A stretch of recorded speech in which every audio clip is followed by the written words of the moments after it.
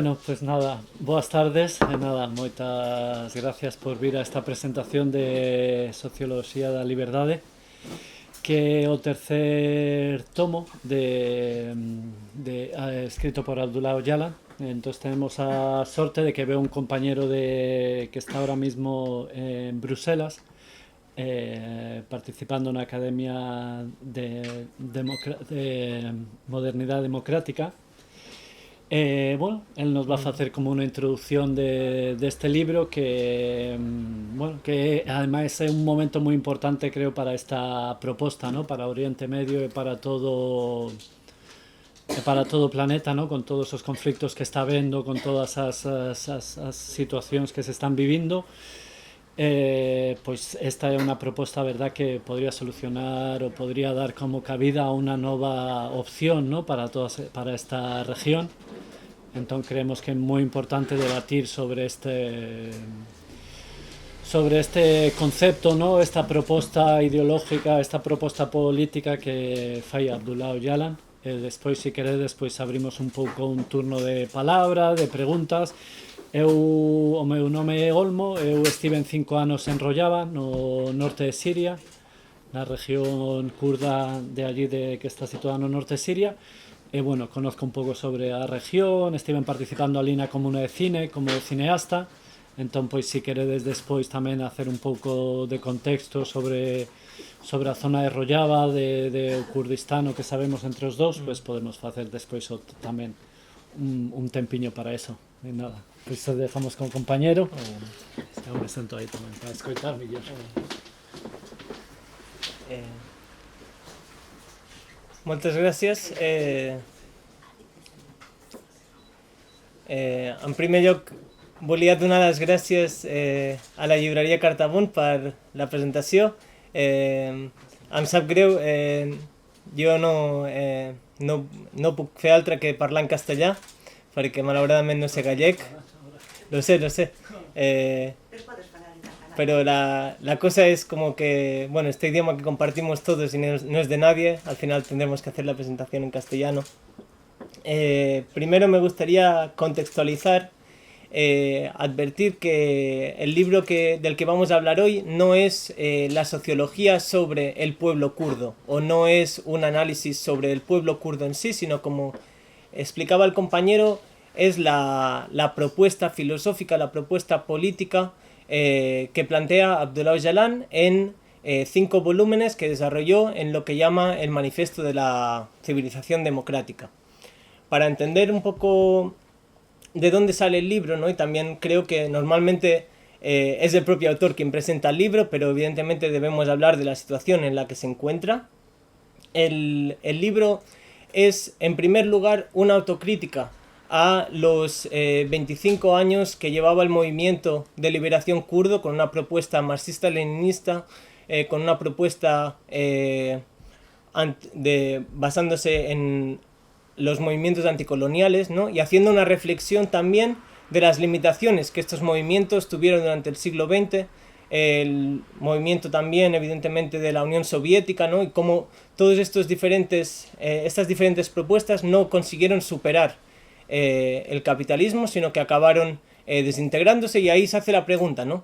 Al final, nuestro objetivo es superar el capitalismo, por lo tanto, necesitamos una nueva propuesta política. Y esto se conjunta con el hecho de que en 1999 Abdullah Öcalan, a partir de un complot internacional, es decir, no es una cuestión de Turquía y el movimiento kurdo que Abdullah Öcalan acaba en prisión, sino es la intención de los Estados Unidos de América, conjuntamente con el Mossad, conjuntamente con los servicios secretos británicos, con los servicios secretos griegos, quienes acaban echándole de Siria en primer lugar. Cuando va a Europa en busca de una solución política, se le hace presión diplomática a cada uno de los países donde está, tanto sea Grecia como Rusia como luego Italia, ¿no? Que no se le permite a estos países que lo acojan como refugiado político, y de allí que la única persona que le abre las puertas es Nelson Mandela en Sudáfrica.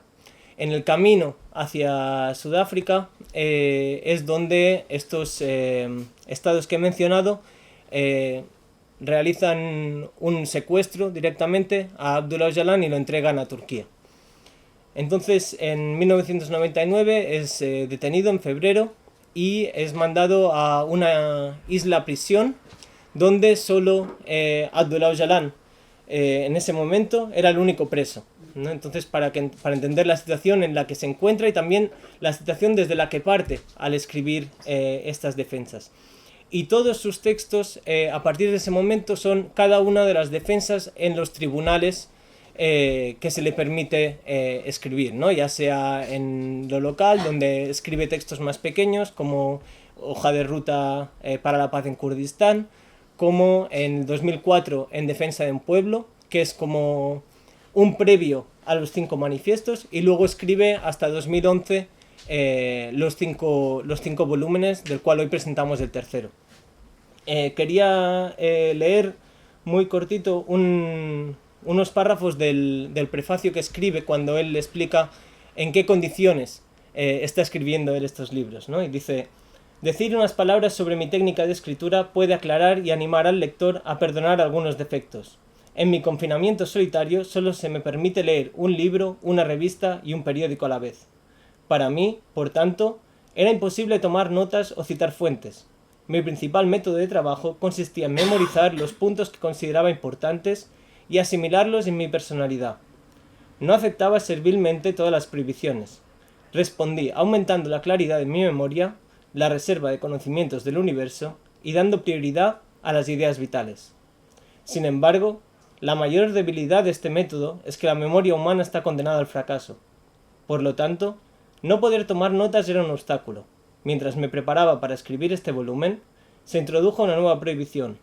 No se me permitía sostener un bolígrafo.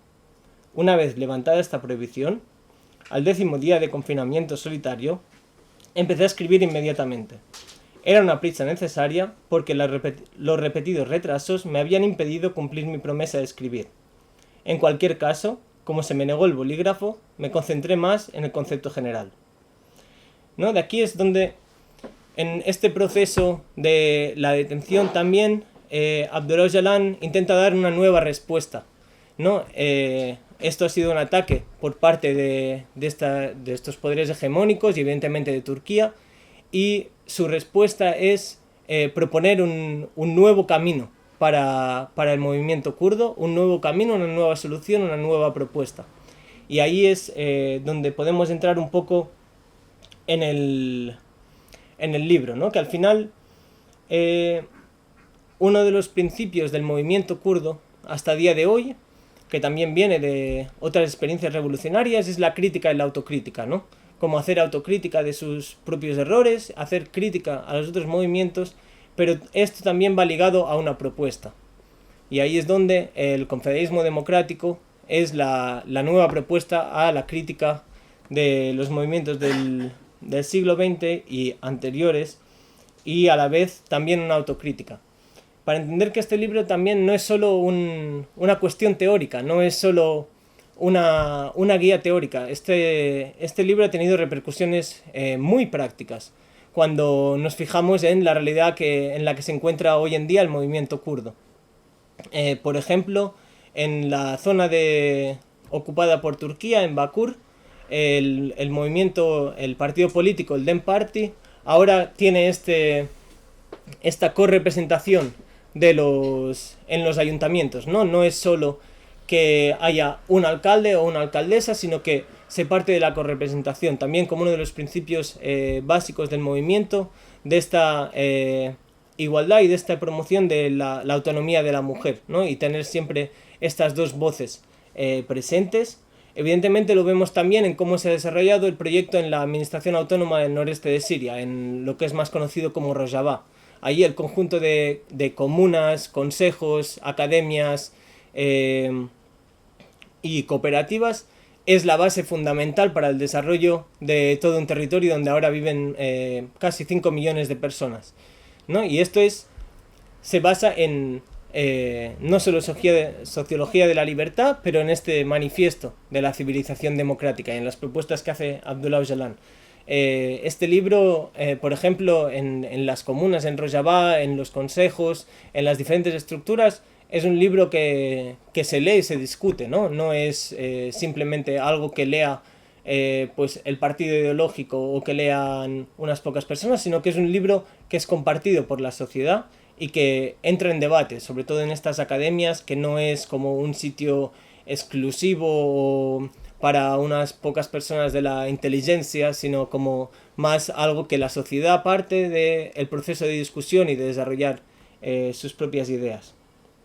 Entonces, el primer libro se llamaba Civilización y Verdad, la era de los dioses enmascarados, también está en castellano, también publicado por Descontrol.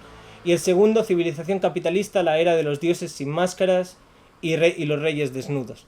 El primero habla más de la metodología general y el segundo hace una crítica más específica al periodo de los últimos 500 años de la modernidad capitalista. Pero igualmente Abdullah Öcalan tiene una forma de escribir que no es lineal, ¿no? No es siempre paso 1, paso 2, paso 3, sino que va y vuelve, por lo tanto Sociología de la Libertad también se pueden ir encontrando, recuperando estas críticas a la metodología, estas nuevas propuestas, la crítica no solo al capitalismo, sino a la modernidad capitalista, y podemos entrar un poco en ello. Y para empezar me gustaría, ¿no?, como esta crítica a la metodología, lo primero que hace es hacer una crítica a las ciencias sociales occidentales y entender que las ciencias sociales normalmente su objetivo debería ser la solución de los problemas de la sociedad.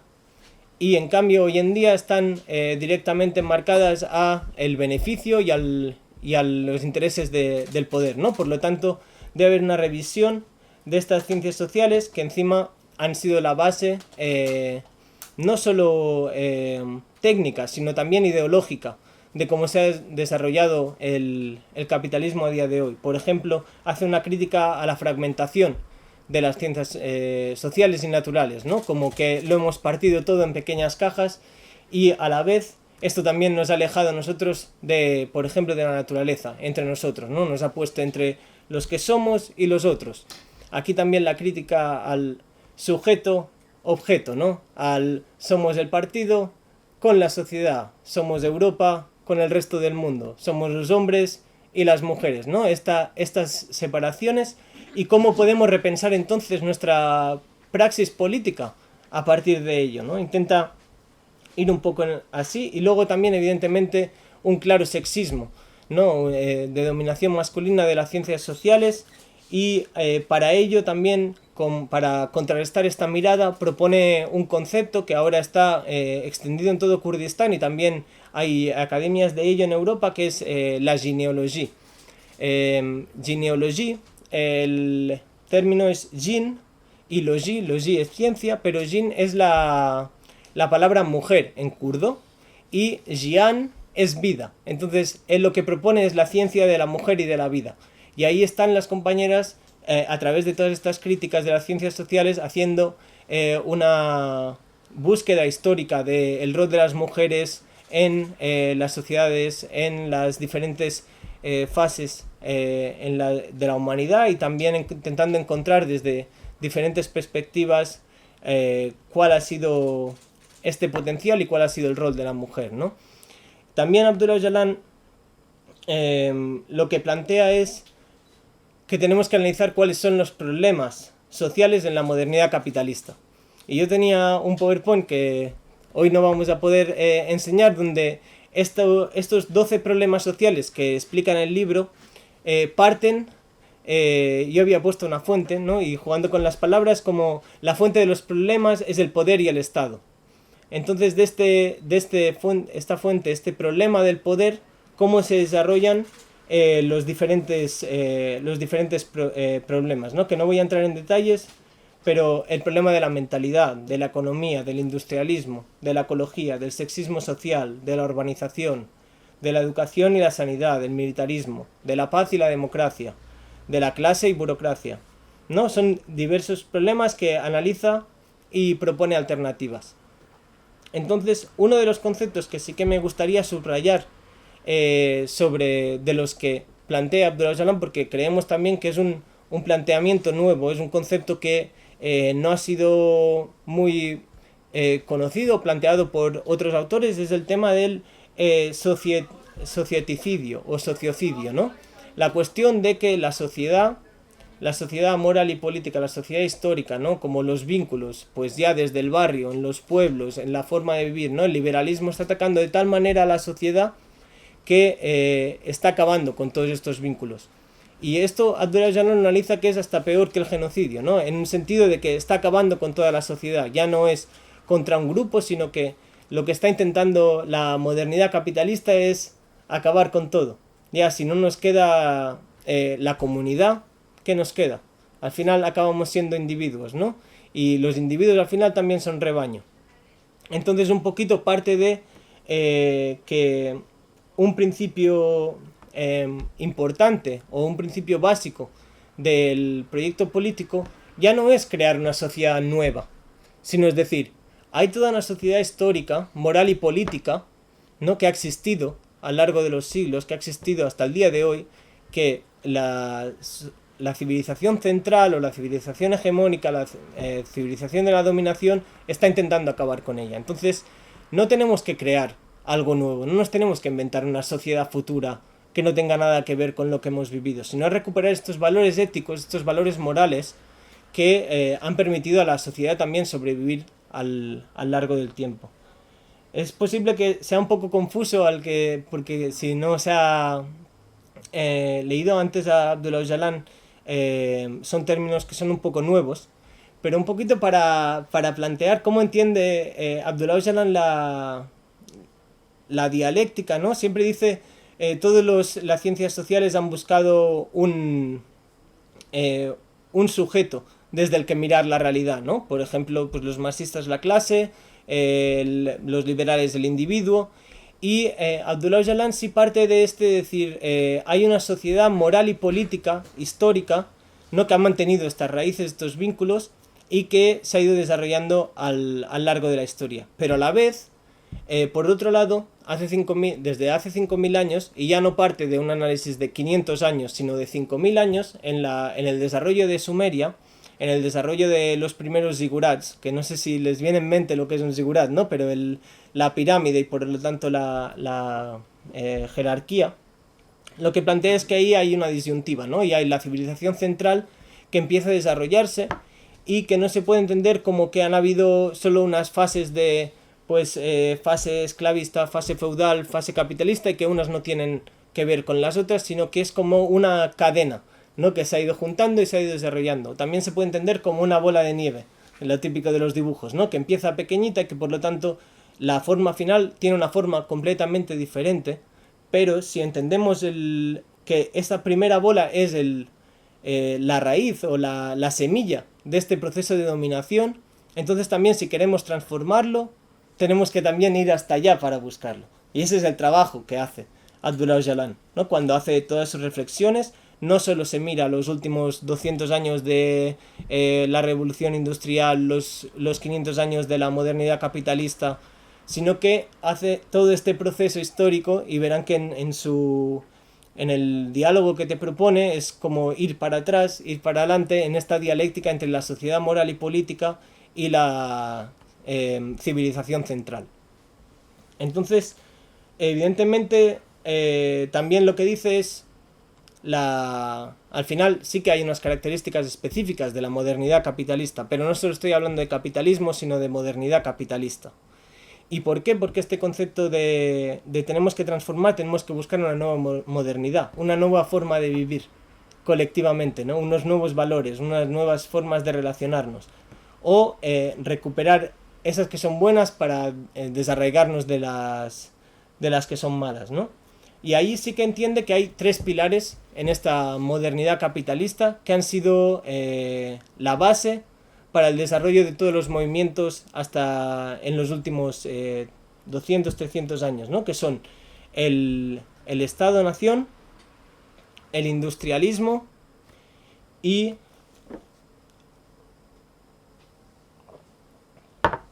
me van a perdonar, y el capitalismo como forma económica.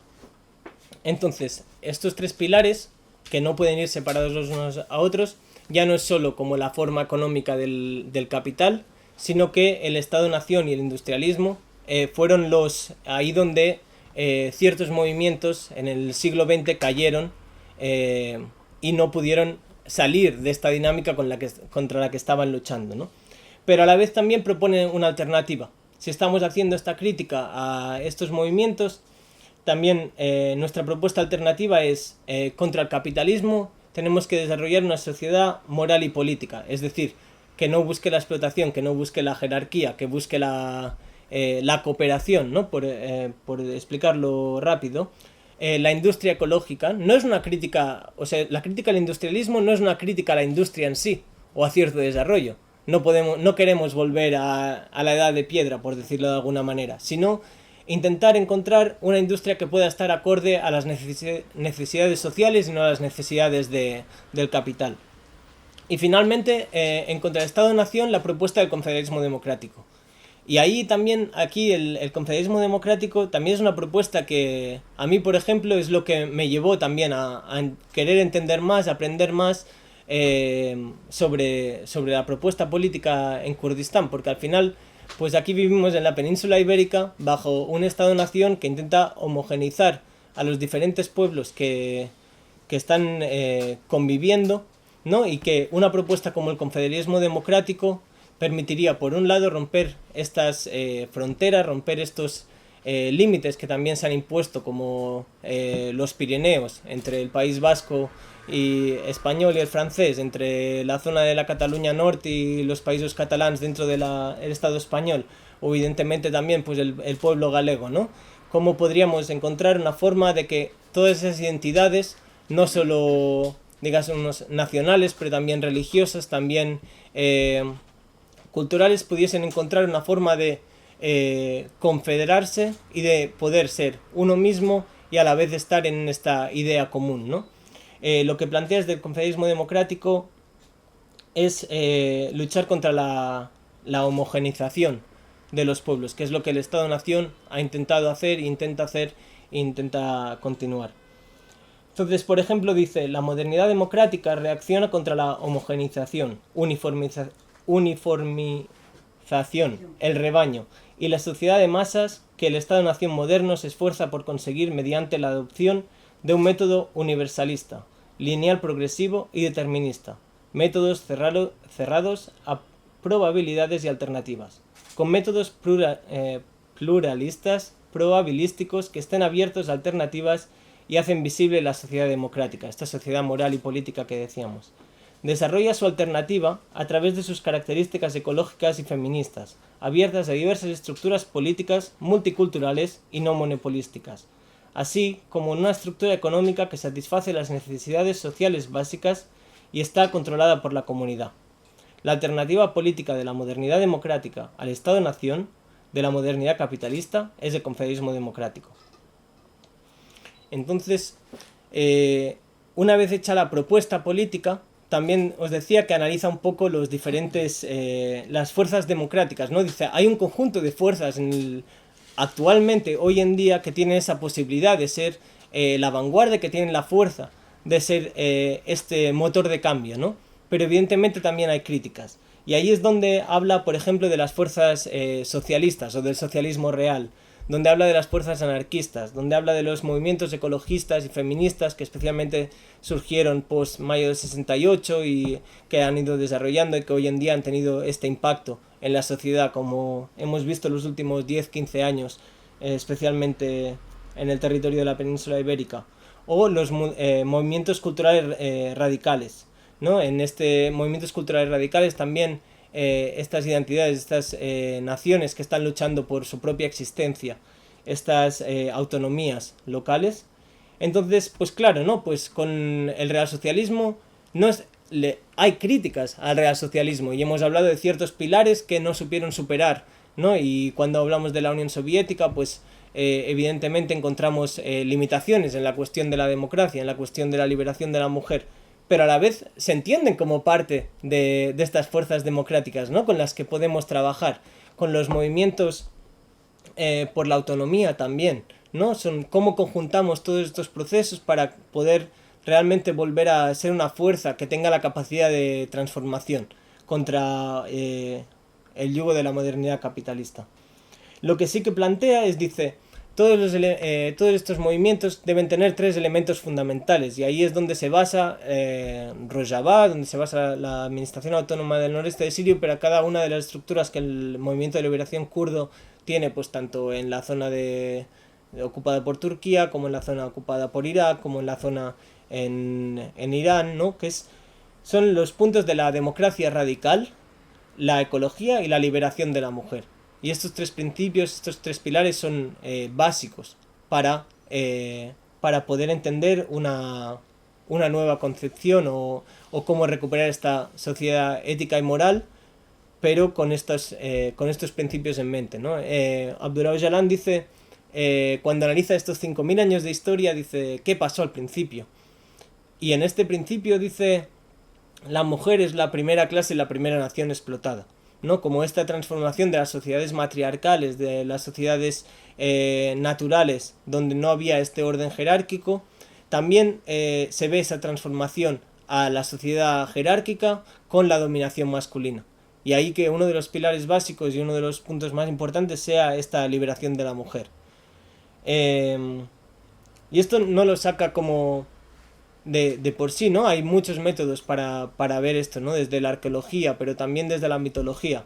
A mí me gusta mucho explicar cuando hablamos de esto, la mitología de Inanna y Enki, que eran dos dioses. Inanna era como la diosa madre, la diosa de la naturaleza, ¿no? Que tenía como todos esos saberes, y en un momento dado, en el inicio de la civilización sumeria, Enki, el dios masculino, le roba los 104 me, que los me eran como los saberes, ¿no? Y bueno, es una manera de entender también las sociedades naturales, ¿no? Que siempre estamos intentando tener pruebas arqueológicas o así, pero intentamos ir más allá. O por ejemplo, la palabra sumeria para libertad. La palabra sumeria para libertad era amargui, que a la vez de libertad significa retorno a la madre. Y aquí nos encontramos con dos cosas. ¿Por qué es necesaria una palabra que sea libertad? Es porque se ha perdido la libertad. Si no, no le pones palabra a ello. Y por otro lado, ¿por qué retorno a la madre? ¿No? Y aquí también podemos hacer reflexiones a qué tipo de sociedades venían. Entonces, un poquito para acabar con el libro, evidentemente solo puedo explicar 4 cosas y me estoy dejando seguro un montón, pero al igual que Immanuel Wallerstein, Abdullah Öcalan también plantea que nos encontramos en un momento crítico del liberalismo, donde ya no está encontrando soluciones para la sociedad ni tampoco está encontrando soluciones para sí mismo, y los movimientos, nuestras tareas, tenemos que redefinir todos estos conceptos. Y por lo tanto tenemos 3 tareas principales. Si bien le critica a Wallerstein que no pone una cuestión clara en qué tareas son necesarias, sí, Abdullah Öcalan está planteando un paradigma. Y cuando entendemos lo que es un paradigma, es una totalidad, ¿no? Es tanto hacer la crítica como hacer propuestas, como encontrar los métodos. Y es un poquito lo que plantea en estos volúmenes. Entonces, en cuanto a las tareas, plantea tareas intelectuales. Es decir, es necesario salir de la academia, es necesario hacer una crítica a la academia formal y crear nuestras propias academias desde el pueblo, desde la sociedad, ¿no? Donde desde el pastor hasta el académico se puedan encontrar para tener debates, ¿no? Y ver encontrar estos diálogos allí. Entonces, construir instituciones intelectuales propias es una de las propuestas que hace Abdullah Öcalan. Luego también habla de las tareas morales, ¿no? Como hablábamos de recuperar esta moral, recuperar esta forma de vivir comunitaria, ¿no? También hay toda esta parte moral. Y luego también tiene una propuesta en cuanto a las religiones, ¿no? La religión no es algo que se deba extinguir, sino que debemos entender de dónde surgen las religiones. En un inicio son movimientos hasta revolucionarios, ¿no? Que están intentando mantener una ética, una moral. Por lo tanto, ¿cómo podemos volver? Ya han habido ejemplos hasta en el siglo XX de propuestas en esta línea. ¿Cómo podemos volver a recuperar la parte buena, la parte correcta de estas religiones, y no como se está utilizando, por ejemplo, hoy en día en Oriente Medio la religión? Y, por ejemplo, en Rojava están desarrollando mucho esta cuestión del Islam democrático. ¿Qué significa el Islam democrático? ¿Cómo podemos releer el Islam? ¿Y qué líneas rojas debemos poner también desde los principios de la liberación de la mujer? Y finalmente, evidentemente, las tareas intelectuales son importantes, las tareas morales, pero la sociedad es moral y política.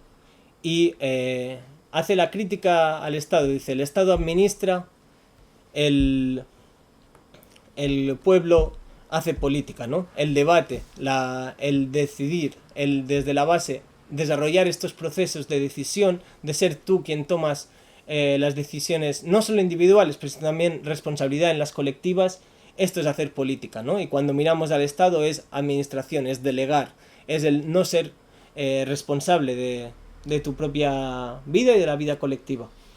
Por lo tanto, esta participación activa, este conjunto de estructuras, ¿no? Él plantea que debe haber unas estructuras horizontales, pero también debe haber cierto grado de coordinación para desarrollar, ¿no? Porque no estamos hablando ya, por ejemplo, de cómo llevamos la librería a Cartabón, sino cómo podemos también decidir colectivamente para una sociedad, por ejemplo, de 5 millones en la administración autónoma.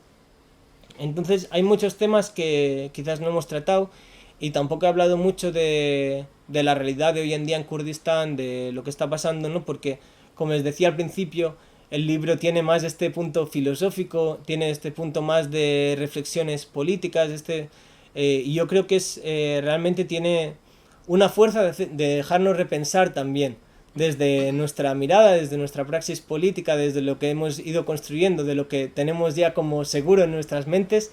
Creo que Abdullah Öcalan le da un puñetazo a estas creencias y nos permite también abrir mucho.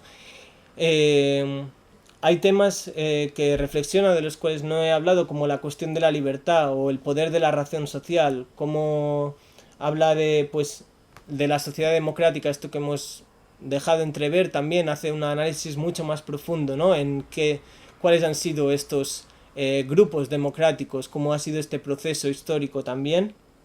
Entonces, les invito a leerlo, les invito también a que lo reflexionen colectivamente, ¿no? Que lo entiendan no solo como una narración, sino también como algo que nos puede ayudar a hacer de espejo a nuestra práctica política. A mí me gustó mucho también cuando leí el prefacio de Los condenados de la tierra de Fanon, que Sartre les decía al lector europeo: no espere un libro para usted, pero a través de cómo se interpretan ellos van a entender vuestra propia realidad. Yo creo que Abdullah Öcalan no se limita solo a su propio pueblo, sino que intenta hacer una expresión para todo el mundo, pero a la vez debemos entender nuestra propia práctica política desde nuestra propia realidad. Pero yo creo que el libro puede dar luz a nuevos temas, a nuevas discusiones que pueden ayudar a salir para adelante en un momento de crisis política como en la que nos encontramos hoy en día. Muchas gracias.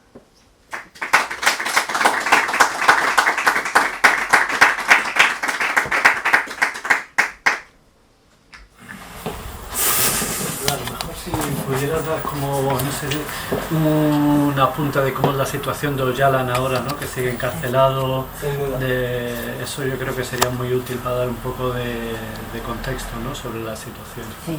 Sí, he pasado muy rápido por encima del autor, quizás. Sí, evidentemente, Abdullah Öcalan, como les decía, en el 1999 fue detenido por los servicios británicos, estadounidenses, y fue mandado a Turquía, donde en un principio se le condenó a muerte. Pero en ese momento también es un momento donde Turquía está intentando entrar en la Unión Europea. Entonces esto de la pena de muerte era una cuestión complicada si querían entrar en la Unión Europea. Entonces le conmutaron la pena de muerte por cadena perpetua. Ahí también hay un derecho del Tribunal de Derechos Humanos Europeo, donde Turquía participa por formar parte del Consejo de Europa, que es el derecho right to hope, me van a ayudar a traducirlo, a la esperanza, ¿no? A la posibilidad de ser liberado algún día, ¿no? Que es una cuestión que el Estado turco le negó y le niega hasta el día de hoy a Abdullah Öcalan. Los últimos 4 años ha habido un proceso durante 3 años y medio, no ha habido ninguna comunicación con Abdullah Öcalan. Ha estado completamente incomunicado, sin ningún tipo de posibilidad de mandar una carta, de hacer una llamada, de tener ninguna visita de familiares o de los abogados. Y evidentemente tampoco de partidos políticos o de cualquier otro tipo de institución. El gobierno turco cada 6 meses pone como una pena a Abdullah Öcalan, que dicen no, durante 6 meses está de alguna manera castigado, pero evidentemente esto ha sido constante, por lo tanto no es una cuestión disciplinaria, sino es una cuestión política, que no se le haya dejado durante todo este tiempo ver. A la vez han habido grandes campañas por parte del movimiento kurdo, ¿no? Han salido más de 100.000 personas a la calle en Europa, han habido 69 premios Nobel que han dado la voz por Abdullah Öcalan, se ha hecho presión diplomática y luego evidentemente el contexto en Oriente Medio también requiere de nuevos métodos también para Turquía. Entonces, en los últimos meses, los últimos 2 meses, su sobrino tuvo la posibilidad de ir a ver a Abdullah Öcalan. Imagínense, después de 3 años y medio de estar sin ningún tipo de comunicación, en su primera conversación que tiene, lo primero que hace es preguntar por la situación política y la segunda es decir, en caso de que las condiciones se pongan, estoy dispuesto a llevar a cabo una solución política para el pueblo kurdo en diálogo con el gobierno turco, ¿no? Entonces, para entender la fuerza que tiene Abdullah Öcalan, que siempre, aun llevar 26 años en prisión, aun haber pasado por aislamiento continuo y evidentemente sabiendo que también tiene esta fuerza social y política, ¿no? Porque Abdullah Öcalan es el líder del movimiento kurdo y el líder del pueblo kurdo. No se separa, no podemos, cuando hablamos del movimiento de liberación kurdo, cuando hablamos del pueblo en Bakur, se le llama Reber Apo o el guía Apo. Apo es como el apodo que se le puso y es una forma de entender que es como la persona que inició el Partido de los Trabajadores de Kurdistán en el 1978, la persona que dio fuerza a un movimiento que ahora ha desarrollado la Administración Autónoma del Noreste de Siria, que sigue manteniendo un pulso con el Estado turco, que es la tercera fuerza política en Turquía. Entonces, evidentemente, esto también el Estado turco lo sabe y no va a haber una solución política sin la participación de Abdullah Öcalan, ¿no? Entonces, ahora ha habido unos pasos adelante. Se puede decir que ha sido gracias a toda la presión que se ha hecho a nivel internacional y a toda la presión que el movimiento kurdo ha hecho también por Abdullah Öcalan, pero a la vez que dijo que estoy dispuesto si las condiciones se dan, también repitió, ¿no? Que el aislamiento no ha terminado, por lo tanto las condiciones hasta el momento no son. No sé si añadirías alguna cosa también. Bueno, eso que en el último mes ha habido mucho movimiento, ¿no? Tanto en la parte de Turquía como en otras partes del Kurdistán, ¿no? Bueno, recordad eso, que Kurdistán está repartido entre 4 países, entre Turquía, Irán, Irak y Siria. La parte de Turquía es donde hay una población más grande, es como cerca de 20 millones. Y eso, bueno, hace como un mes, ¿no? En el Congreso turco, no sé si es Congreso o Senado, no sé exactamente cómo es el sistema, pero uno de los socios de Erdogan, del partido en el poder, que es un partido de ultraderecha, considerado de ultraderecha, ¿no? Erdogan es como más radical, religioso, podemos decir, y este otro partido es más nacionalista. Pues hizo la propuesta de que se pudiera liberar a Öcalan o que por lo menos pudiera ir al Congreso a hablar, ¿no? Como a dar, bueno, como comenzar a solucionar el problema kurdo, lo que es un paso bastante grande, porque hasta ahora, pese a ser 20 millones y gran parte de la población de Turquía, como que es algo que casi se niega, ¿no? La existencia de los kurdos o si se quieren asimilar y si se quiere tener solo como algo que fuera folclore, algo así, sí que se empieza a permitir, ¿no? Como que ahora empieza a haber algunas televisiones en idioma kurdo, pero también como vinculadas al gobierno y tal, pero se quiere como sacar todo ese contenido político y que sea algo solo como sí, más folclórico, ¿no? Entonces, bueno, hubo eso que se habla en el Congreso como que ya es un paso adelante, pero también era como con la condición de que se entregaran las armas, de que él pues es uno de los fundadores del PKK, ¿no? Del Partido de los Trabajadores, que se intenta también vincular mucho con que el PKK está en la parte del norte de Siria, pero eso tampoco es real. Lo que sí que es real es que hay una influencia política, ¿no? De su ideología, como que ha servido de fundación para este proceso que se lleva en el norte de Siria, ¿no? El nordeste de Siria. Entonces, bueno, en el Congreso hubo ese, digamos, paso adelante, ¿no? De este partido que quería, pero también al mismo tiempo, a la semana siguiente o a los 3 días, se empezó a bombardear el norte de Siria, ¿no? Como que Turquía volvió a hacer como bombardeos selectivos durante una semana, hubo muchos ataques, ¿no? Luego también en la frontera entre Turquía e Irak, también es donde ahora mismo está el Partido de los Trabajadores, el PKK es donde tiene allí sus bases en las montañas.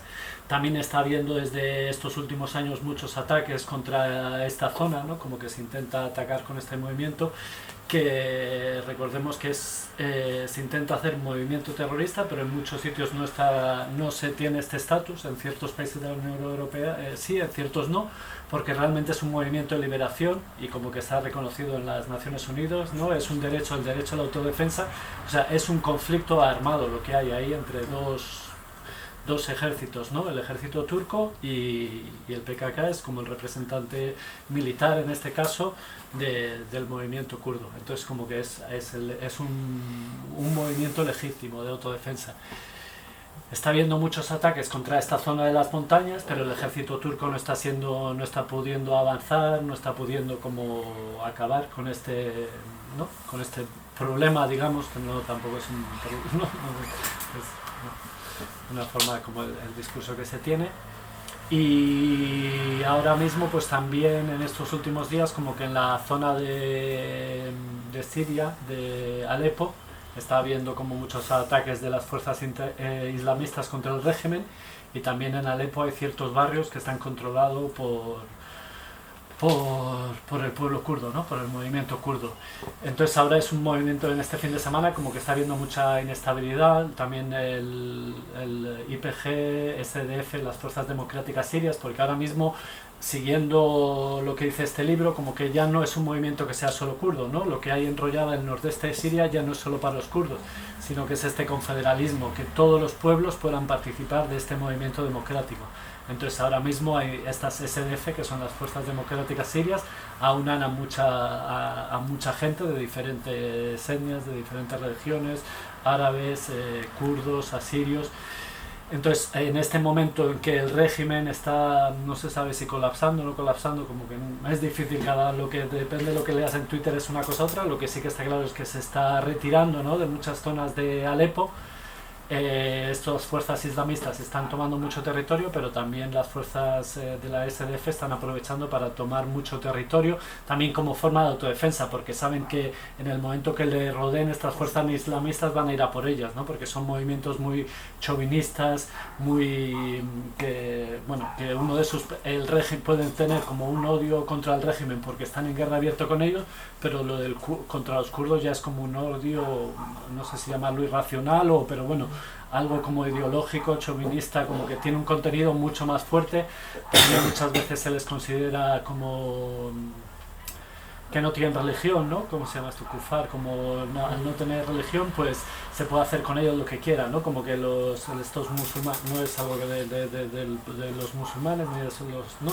Es como estos movimientos radicales consideran que pues eso, que la gente que no tiene religión se puede hacer con ellos lo que quieren, prácticamente es deshumanizarlos, ¿no? Entonces pues saben que la situación de ellos, si saben, las SDF saben que si se dejan rodear y se dejan que estas fuerzas se hagan fuertes, ellos van a ser el siguiente objetivo, porque saben que el régimen sirio está apoyado por Rusia, ellos están apoyados por Turquía y saben que hay ciertos juegos de geoestrategia y de geopolítica que en un momento pueden hacer parar esos enfrentamientos entre el régimen y estas fuerzas islamistas, pero saben que los kurdos siempre son como la moneda de cambio que está ahí, ¿no? También hay muchos análisis que dicen que esta Turquía que esté haciendo justo esto ahora en este momento, ¿no?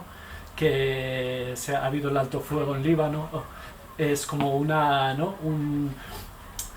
Una señal contra el régimen, contra Rusia, contra Irán, de mira, si no nos dejas que ataquemos a los kurdos, mira lo que podemos hacer, ¿no? ¿Dónde prefieres que concentremos nuestras fuerzas? ¿Contra tu régimen sirio? ¿No? Es también como una amenaza tanto a Irán como... Es como, ¿dónde prefieres que concentremos nuestras fuerzas? ¿Contra el régimen o contra los kurdos? ¿No? Entonces como que ahora es un momento que conviene estar atento a la situación de ahí, porque puede haber muchos cambios. Ahora mismo en 2 días, o sea, se ha tomado más territorio en 2 días que en 10 años casi de la guerra civil que ha habido en Siria, ¿no? Entonces esto, no sé, es un momento también clave y pedimos atención para la zona. Yo os quiero agradecer, estoy muy emocionada porque conocí la comunidad kurda en Suiza. Y me acuerdo de las manifestaciones masivas que hicimos cuando detuvieron a la persona y es una comunidad que he aprendido mucho y que en tanto que gallega, a lo mejor los catalanes menos, los vascos menos, pero en tanto gallega haría falta más que habláramos más del pueblo kurdo. Y sobre todo la mujer, el rol que juega la mujer, porque la mujer, ahí no hay sexismo, igualdad, o sea, es un pueblo que compartí noches y discusiones y estoy muy emocionada porque vivo mis años, ¿no? de compartir dificultades, de cómo ese pueblo lucha, ese pueblo perseguido. Efectivamente, yo cuando llegué a Suiza tenía 26 años y no ignoraba que era pueblo kurdo, y los conocí ahí. Y me da pena que no se hable más, porque de repente vi esto y igual, menos mal que estoy aquí, no estoy la de, voy a ir porque no, falta esto, la cultura de un pueblo luchador de toda la vida. Y aún hoy hablas con mujeres que viven en Europa, que están europeizadas, pero que guardan ese amor al pueblo, esa lucha, lo de la madre, que es una representación muy importante, evidentemente, maneja las armas como los hombres, o sea que no hay ningún problema, y muchos hablan castellano, hablan español, muchos, y le decía al compañero, para terminar, pues hay más personas que quieran compartir, pero estoy con mucha emoción, la canción del Pueblo Unido Jamás Será Vencido la cantamos siempre, rodeados de policías, estábamos todos fichados de todas maneras, no pasa nada, pero el Pueblo Unido Jamás Vencido se cantaba en castellano en manifestaciones kurdas del PKK, que en Suiza se llama Partido del Trabajo porque tampoco se puede llamar Partido Comunista, por razones históricas, ¿vale? O sea que es interesante ver ese pueblo que empezó en Alemania, que fueron quienes construyeron Alemania después de la Guerra Mundial, fueron quienes hicieron los peores trabajos, como muchos gallegos en otros países, y que mantienen esa dignidad, y para mí son inolvidables, y los quiero, a 17 años estoy aquí, y los quiero y gracias, de verdad. Y admiro a ese señor, de verdad, que lo admiro de la entereza que guarda las condiciones en las que está. Tiene que tener una entereza enorme, no nos damos cuenta del sufrimiento que tiene esa persona. Porque el aislamiento, yo nunca lo viví ni nunca estuve en la cárcel, pero para mí es la peor tortura que se puede hacer. El aislamiento, la incomunicación, ¿no? Así que bueno, espero que con esta presión internacional se pueda liberar a ese, que es el líder, es el líder. Hay una foto, 1 de mayo había una foto siempre de él, aparte de Marx y Lenin, había la foto de ese señor. Íbamos con ella, mi marido y yo, y pues, bueno, termino por ahí. Muchísimas gracias, de verdad. Teníais que hablar en las escuelas, porque la inteligencia artificial, donde yo no entiendo nada, va a acabar con ser humano. Sin negar la tecnología, hay que volver a hablar, hay que volver a hablar y educar de otra manera, pienso. Se puede usar la tecnología de manera inteligente. Gracias, de verdad. Gracias. Mira, fíjate que Abdullah Öcalan, aunque fue detenido en 1999, no, por lo tanto, nosotros que hemos vivido este siglo XXI hemos visto ciertas transformaciones, como lo que tú ahora comentabas, ¿no? Pero ya decía, y está en el libro, tiene sentido calificar a la sociedad actual de sociedad en estado de guerra. El estado de guerra se impone de dos maneras. En primer lugar, el poder y el Estado controlan, oprimen y vigilan cualquier sociedad en la que se hayan envuelto. En segundo lugar, la tecnología de la información, monopolios mediáticos, que se ha desarrollado como resultado de la revolución cualitativa de los últimos 50 años, ha sustituido la sociedad real por una sociedad virtual. Lo tenía aquí apuntado y lo recojo porque sí es cierto que hoy en día, ¿no?, nos encontramos con este problema, que también nos hemos dejado de tener este contacto humano casi cada vez más, y la juventud en especial, pero no solo la juventud, diría. Entonces tenemos que hacer reflexiones de cómo podemos volver a tener esta conexión más humana, ¿no? Y cómo podemos luchar contra ello. Yo creo que para eso es importante ser conscientes de ello, y evidentemente pues con lo mismo que la industria, ¿no? No es que estemos en contra de la tecnología, no es que, por ejemplo, hay miles de personas kurdas, por ejemplo, que viven en Europa, que tienen la posibilidad de comunicarse con sus compañeros en Kurdistán, pero sí es verdad. Sí, sí.